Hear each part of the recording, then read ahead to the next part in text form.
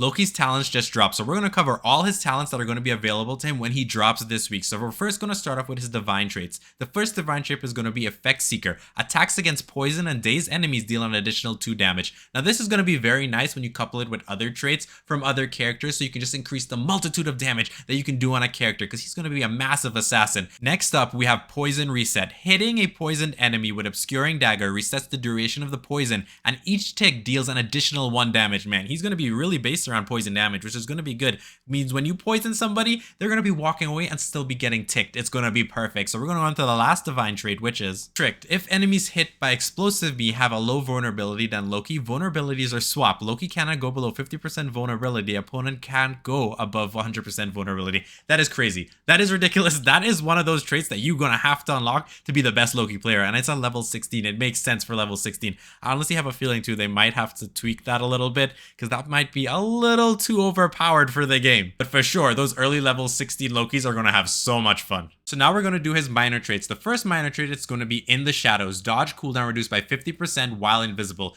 I can see so many plays coming out of this same minor trait here. I already have such a good idea in my head. The next minor trait is going to be Can't See Me. Hitting dazed enemies with empowered and poisoning attacks grant additional 10% ultimate charge. That's going to be nice if you want to be that guy who's just using ultimate on Loki all the time. Next up, we have Aerial Assassin. Empowered aerial attacks deal an additional 2 damage, which is nice. He's going to be an assassin, so he needs to have a build where he can just dish out massive damage. Next up, we have Precision Thrower. Obscuring Dagger range is increased by 2 meters, dealing an additional 3 damage. I like this. It's going to be very nice, especially in 2v2 and maybe 3v3. Next up, we have Air Control. Hits against you deal a reduced 10% knockback while in air. I like this. This is something I might use for a certain build in 1v1. Next, we have Backstab. This is something I was expecting. At level 9, you're going to get attacks from behind, dealing an additional 2 damage and 10% knockback. Now, I'll be honest with you, for Loki's build, you need to have something that's a backstabbing. You need to go more damage when you go behind somebody. It just fits him so perfectly. And the last minor trait we're getting is Master of Poisons.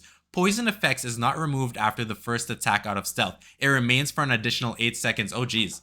That's level 14, but at the same time, that seems very, very powerful. I don't think it's going to need a lot of balancing. I just mean it's going to be one of those things that when you're fighting against a Loki, you have to keep this in mind. Do not want to get hit with those poisons, especially when you're getting close to high vulnerability. And these are all the talents that were leaked today when it came to Loki. I'm super excited. I'm hoping they drop him tomorrow on March 7th. I'm really, really hoping. All right, guys, that's it for now. If any more news comes out, I'll make another video. Bye.